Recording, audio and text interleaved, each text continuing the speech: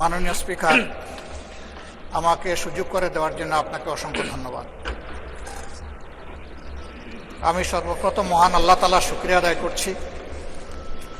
আপনাকে ধন্যবাদ জ্ঞাপন করার পাশাপাশি সারা দেশবাসী এবং বিশেষ করে আমার নির্বাচনী এলাকার সম্মানিত জনগণকে ধন্যবাদ এবং কৃতজ্ঞতা জ্ঞাপন করছি।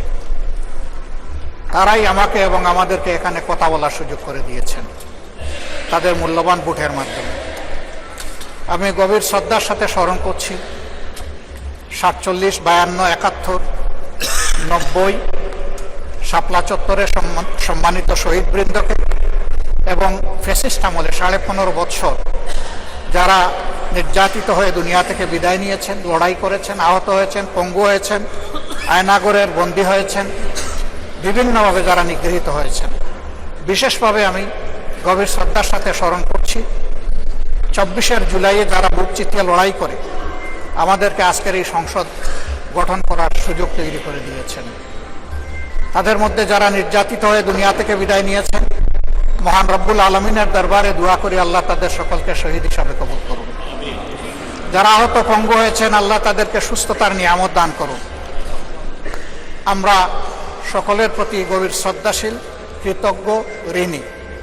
আজকের এই সংসদ গতানুগতিক কোনো সংসদ নয়, এটা 24 রক্তের উপর দাঁড়িয়ে থাকা একটি সংসদ।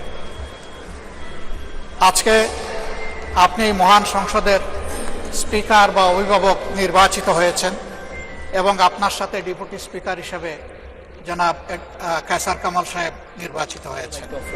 আমরা দুইজনকেই অভিনন্দন জানাই। মাননীয় স্পিকার, বাংলাদেশের স্বাধীনতার পরপর 55টি বৎসর আমরা অতিক্রম করে এসেছি। এই দেশের সংসদ এবং সংসদীয় রাজনীতি সত্যিকার অর্থে খুব কম সময়ে কার্যকর ছিল। অল্প যেটুকু সময় ছিল জনগণ তার সুবিধা পেয়েছে।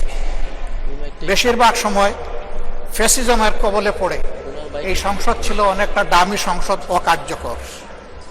এবং আপনি যে বিরল সম্মানে আজকে ভূষিত হয়েছেন, এই জায়গায় অভিভাবকত্বের দায়িত্ব যারা পালন করেছেন অতীতে, তারা নিজের উপর, সংসদের উপর, দেশবাসীর উপর, গণতন্ত্রের উপর, মানুষের অধিকারের উপর তারা সুবিচার অনেকেই করতে পারেননি।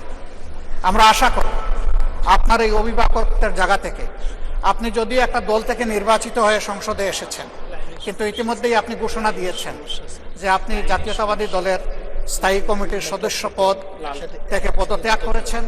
এখন আপনি সকলের, আমরা মনে করি আপনার কাছে সরকারি দল এবং বিরোধী দল আলাদা কিছু হবে না।